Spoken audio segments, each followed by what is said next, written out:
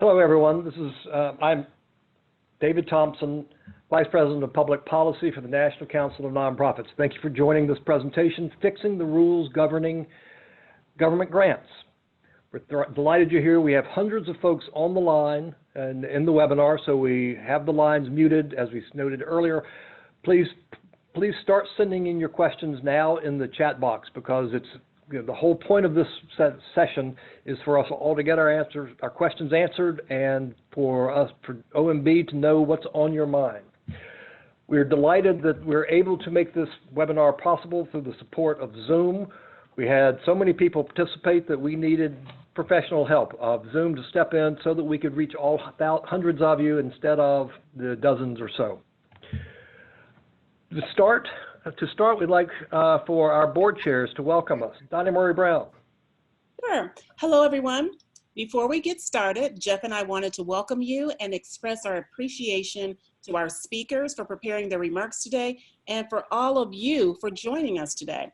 I'm Donna Murray Brown. I'm board chair of the National Council of Nonprofits and president and CEO of Michigan Nonprofit Association. As many of you know, our network has been very active in promoting grants reforms at the federal, state, and local levels for many years. We value the engagement and collaboration of the grants experts at the Office of Management and Budget, and we look forward to their insights today. Jeff? Thank you, Donna. I also want to welcome you for joining the webinar that we're calling Fixing the Rules Governing Government Grants. I'm Jeff Fleischer, board chair of the National Human Services Assembly and CEO of Youth Advocate Programs. The members of our network of national human service providers know firsthand the challenges of coordinating multiple government grants and working to bring all government agencies into alignment. The proposed revisions to the OMB Uniform Guidance might just get us all closer to a common set of rules that treat all nonprofits fairly, but only if you on this webinar and nonprofits across the country review the proposals and submit public comments. This webinar is intended to help OMB craft the best rules governing government grants. David, I now turn it over to you to get us started, and thanks everyone. Thank you, Jeff. Hello, everyone. We are going to cover a great deal of material. I want to assure you that even though we're going quickly, the slides will be made available to you, so there's some technical materials there that'll be of use as you go back and review the slides. So please don't worry if there are a lot of words on the page and we're going quickly.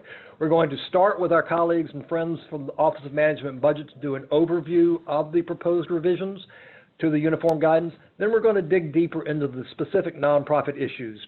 We'll be talking about the reimbursement for indirect costs. We'll be talking about procurement and other issues, addressing your questions both after OMB folks talk and after our nonprofit experts talk. And then we're going to talk about turning the comments into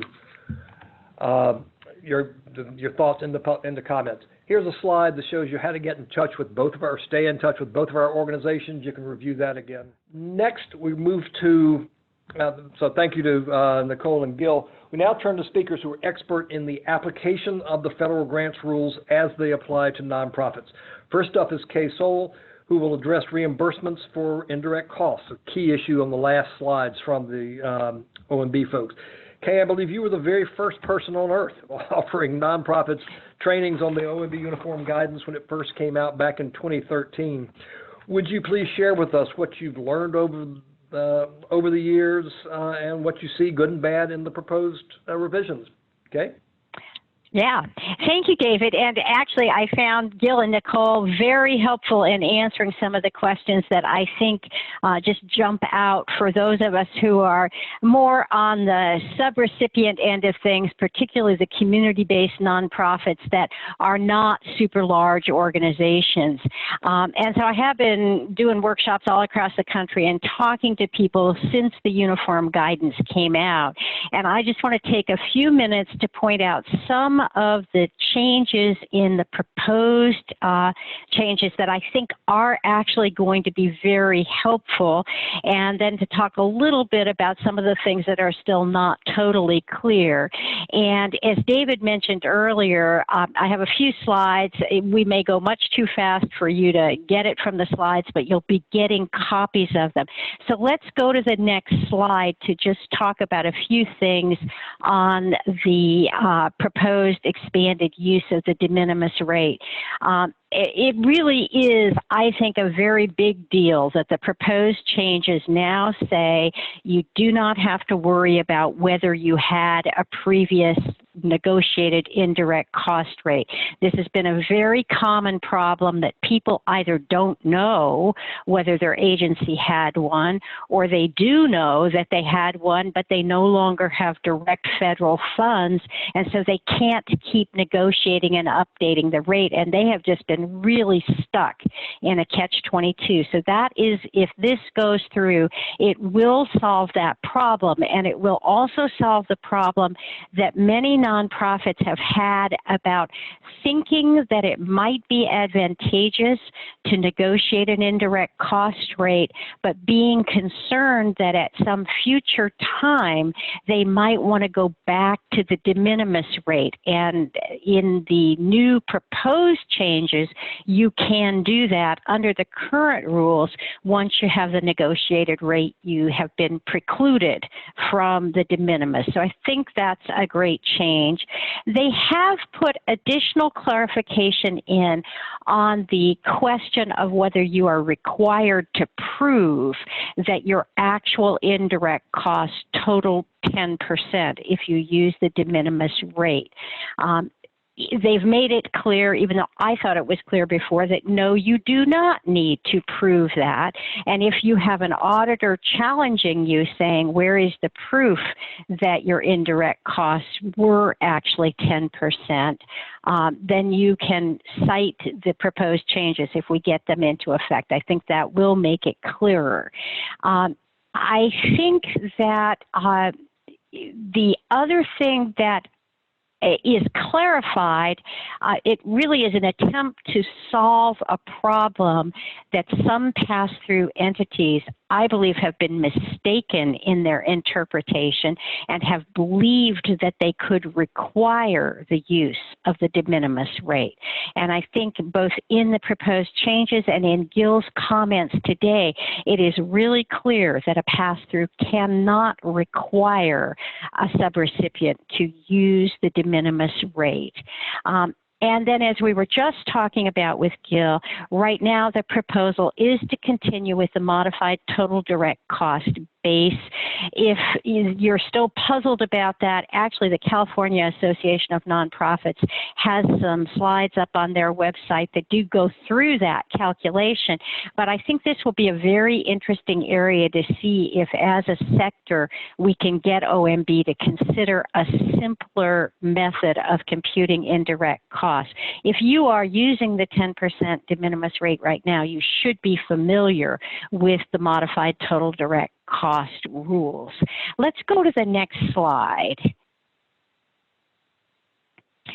Okay, part of the clarifications in these proposed changes is just a reiteration that if a nonprofit does have a current federally negotiated indirect cost rate, the pass-through must honor that rate.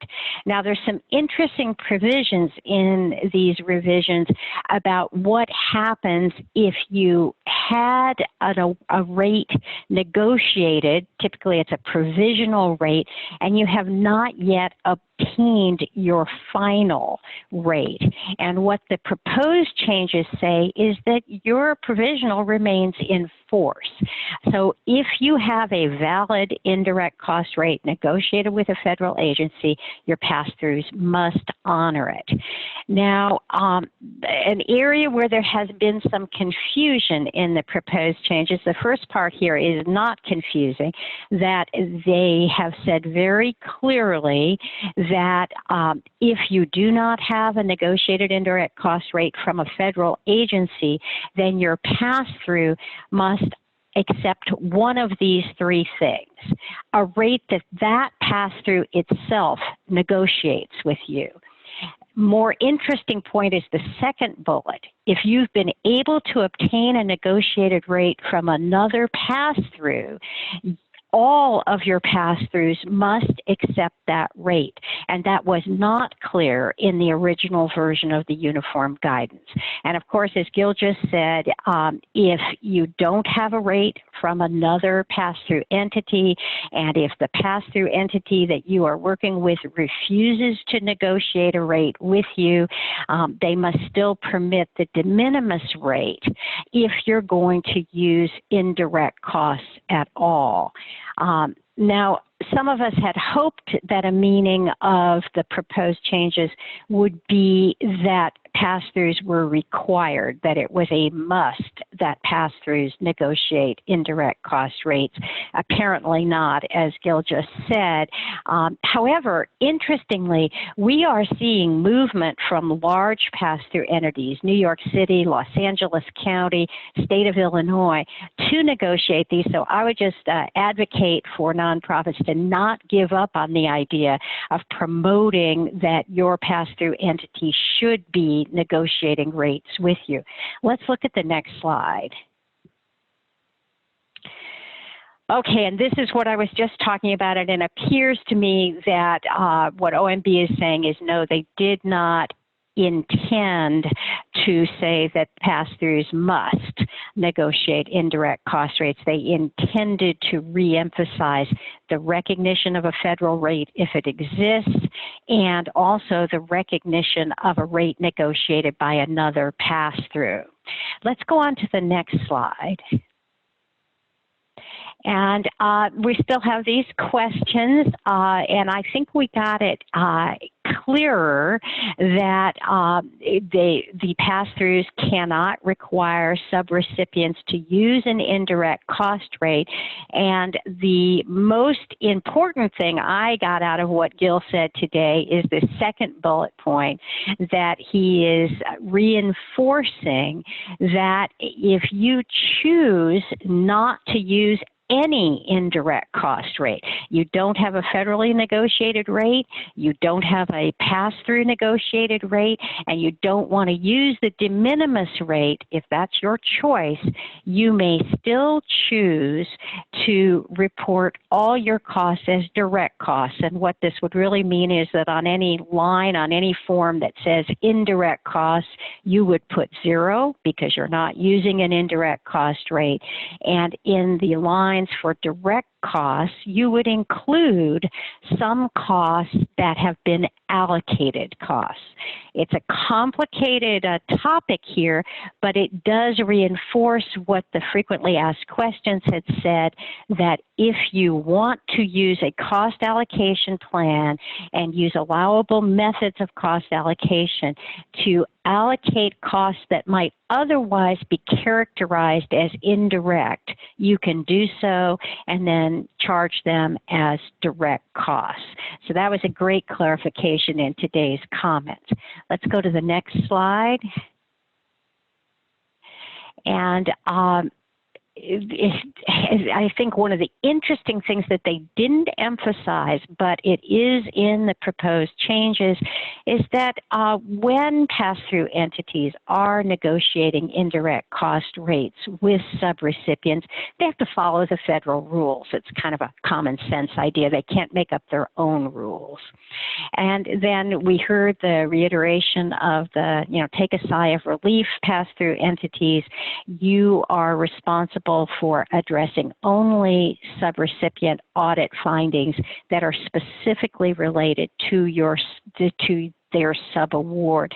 And I mention this in our discussion with primarily nonprofits because I know that many of our nonprofits are themselves pass-through entities. And so this is going to be a great sigh of relief to know that when, in terms of your monitoring and oversight responsibilities, when you have subrecipients with audit findings, your responsibility is limited to the audit findings that pertain to your sub-award. And I think we have one more slide. Yes. Okay, and this, we didn't get this mentioned, but it is one of the most interesting things to me about the proposed changes, that the changes do include a provision that says all negotiated indirect cost rate agreements will be posted on a public website.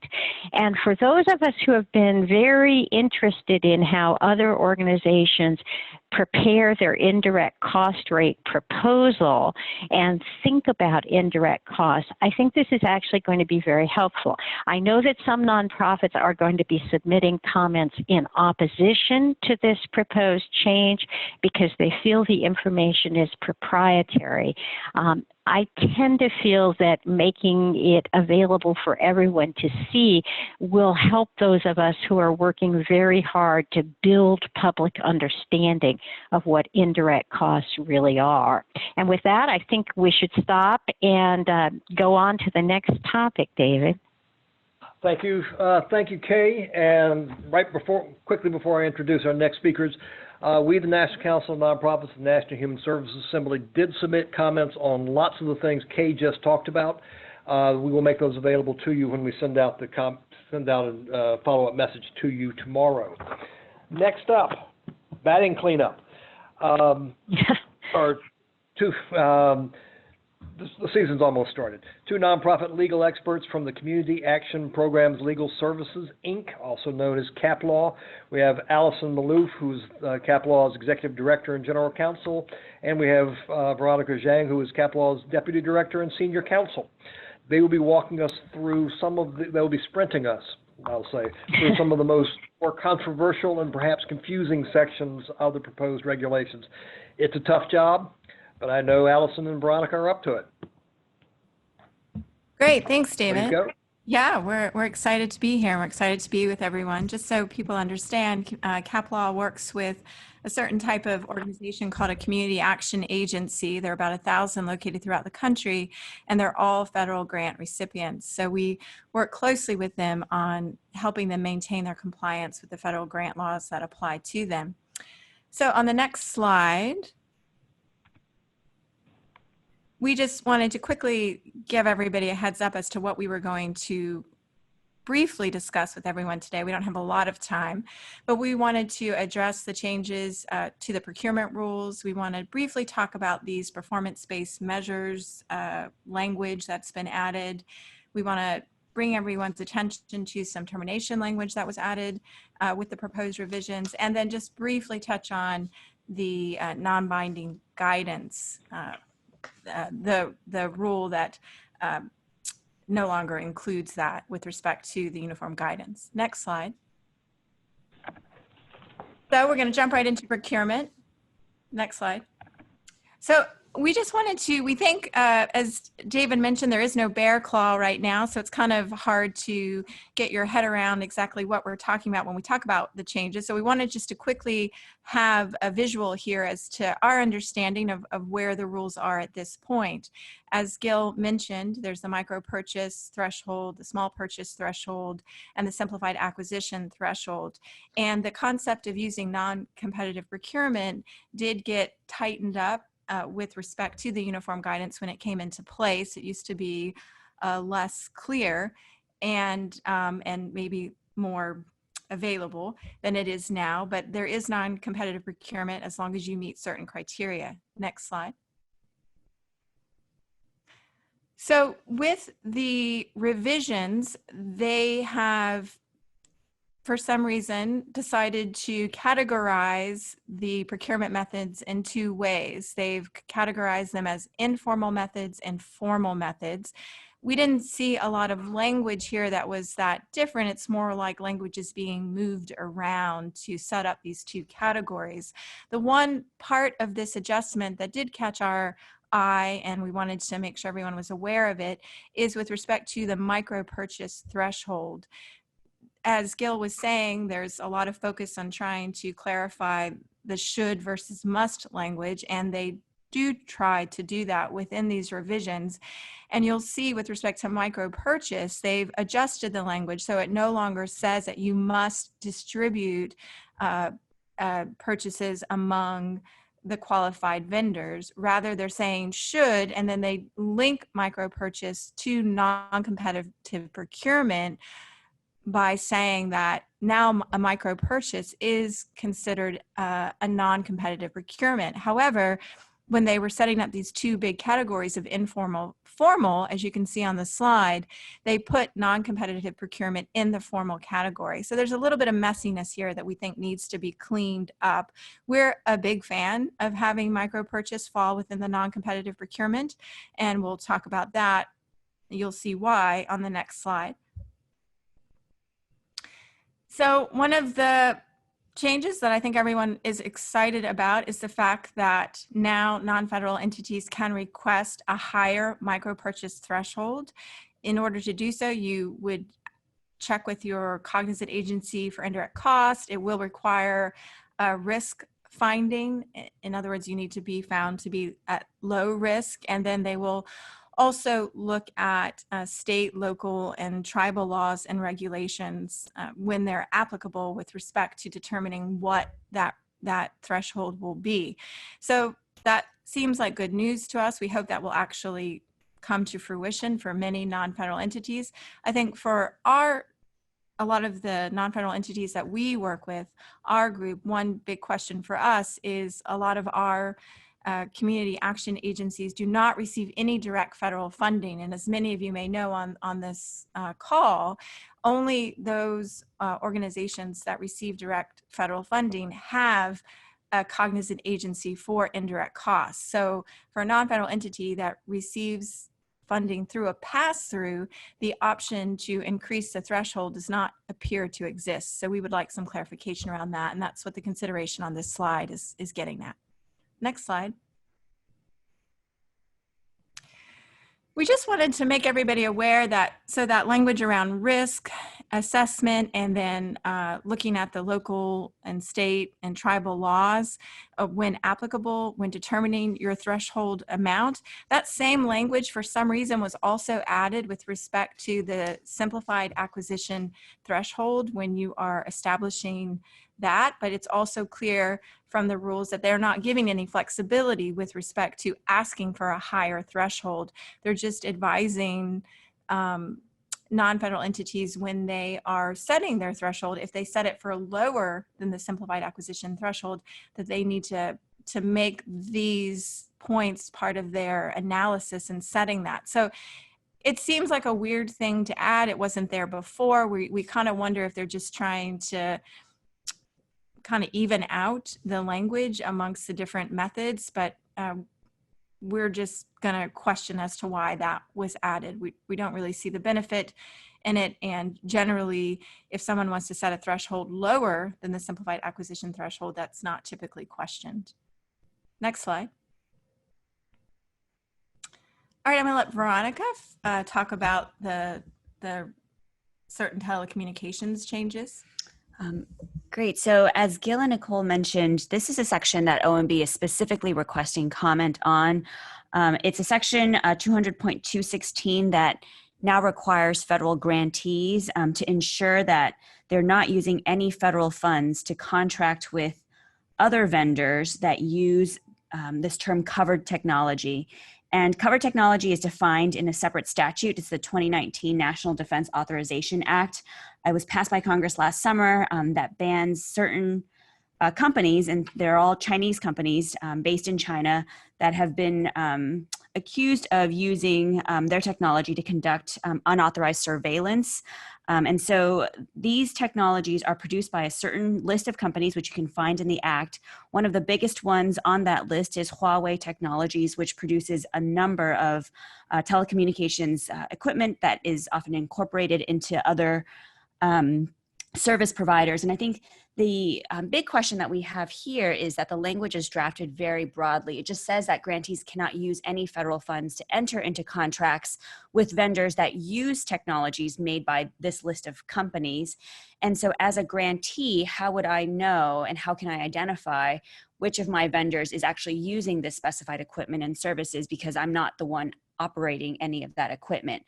As Gil and Nicole mentioned, this I think is a particular issue in rural areas where there may be service providers like 5G service providers, telecommunications providers that do incorporate technologies made by these companies, and there are no alternatives in terms of who you can enter into contracts with. And so if this is applicable to you, I think we would urge you to submit comments to OMB letting them know. The next slide, please.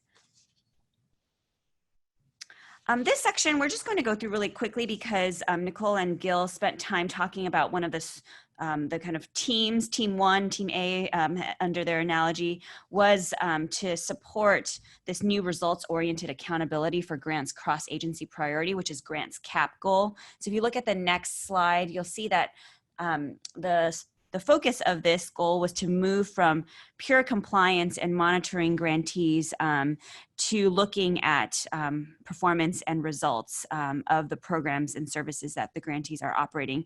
And so the last two strategies on this list really are intended to encourage federal agencies to make clear to grantees what the expectations around the recipient's performance are, and to then work with the recipients and non-federal entities to achieve those shared goals.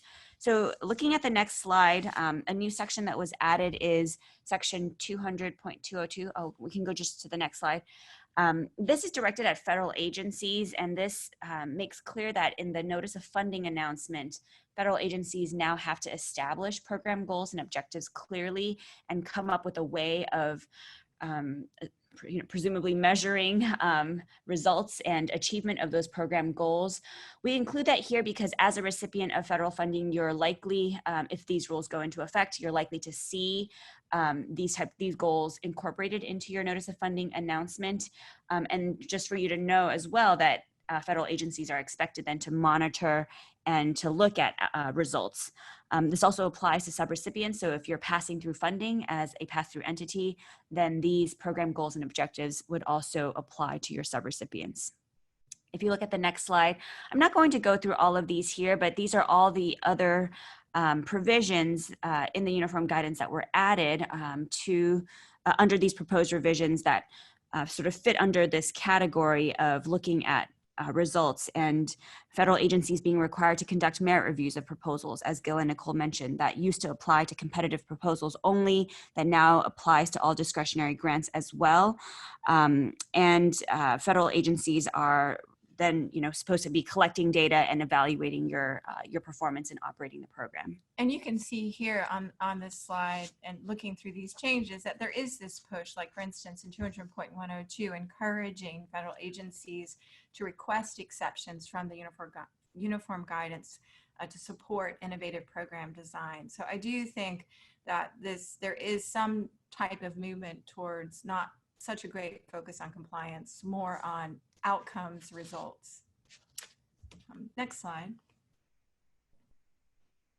So just real quickly, wanted just to highlight for everyone that there is some change in the language with respect to when a federal agency can terminate an award. It used to just say for a cause, and now it has language that says when it no longer effectuates the program goals or agency priorities. We emphasize that because agency priorities is very broad, and there has been some litigation of this concept. And when an agency can terminate award for reasons other than not meeting the program requirements in that award, not meeting the outcomes or the goals, which makes sense. Agency priorities could really be anything. So we would urge that people comment on pushing for greater clarity as to when these agency priorities can be set, when they'll govern, how they'll change, and how they can impact. For those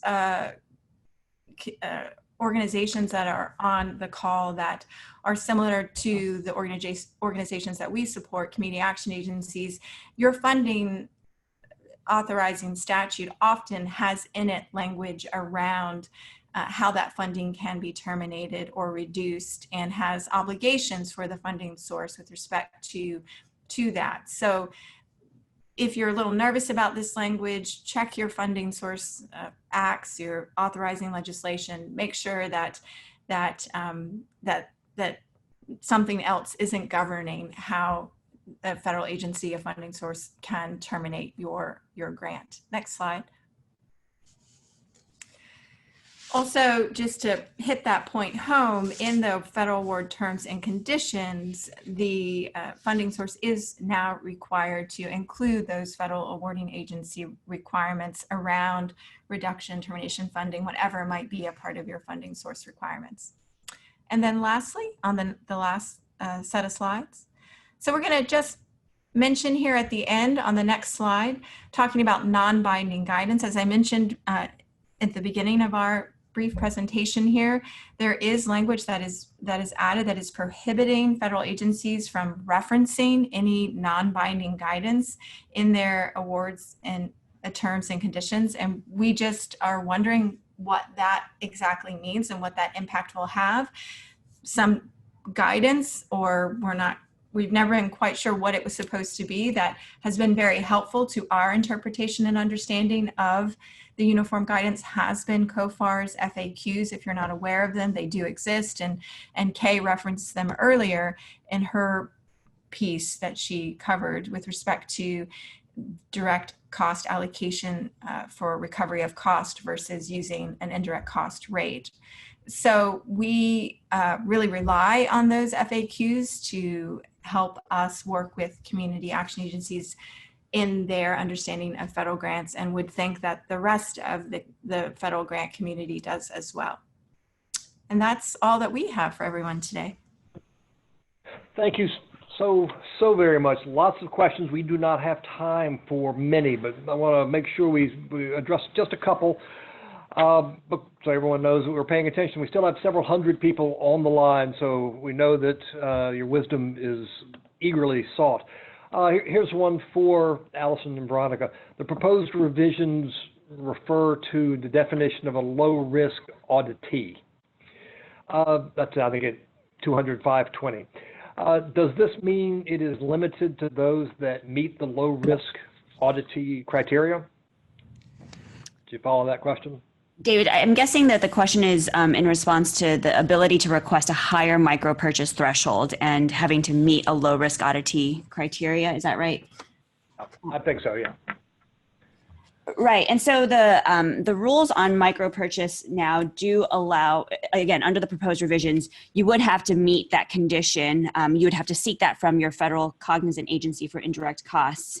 I don't have the text of the micro-purchase revisions in front of me, but I believe that that's right, is that you have to meet that low-risk definition. Okay. And each auditor determines whether an auditee is high risk or low risk using a set of criteria that are specified in the auditing standards. So your auditor can tell you whether you are high risk or low risk. Great. Thanks. Okay, thank you. Kay, don't go away, because I have a question for you. If you have a state rate, if you have a negotiated rate with the state, can you still opt, can a nonprofit still opt for the de minimis rate? I'm going to guess there's some criteria you want to throw out. Yeah, that's a bit challenging. The problem would be that the guidance still requires consistency in the charging of direct and indirect costs. So if you negotiated a rate with a pass-through entity, placing certain costs into your indirect cost category and consequently got a rate higher than the 10%, you would have to take some real care in being sure that you were meeting the consistent allocation rules. I think you could do that. I think it might bring some challenges when you initially try to explain why you were charging the agency that had negotiated a higher rate with you that rate, and then charging a lower rate, the 10% de minimis rate, on other awards. So I think my answer is possible, but tricky. it's always complicated when it comes to negotiating government grants. Thank you very much. There are other questions here. We will do our very best to curate them and share with our experts because we want folks to have straight answer. Tiffany has scrolled through comments that I'm not going to make. Please do take a look after the fact. Thank you for staying with us. There will be more materials coming to you shortly. I want to once again thank Zoom for making it possible for hundreds of people rather than dozens to participate in this program. There are a lot of questions. To answer a few more, the preamble is the very beginning part. The solicitation or the invitation to join this webinar had a link to the proposed revisions. The very first several pages makes up the preamble. That's where you'll get most of the description that Gil was talking about.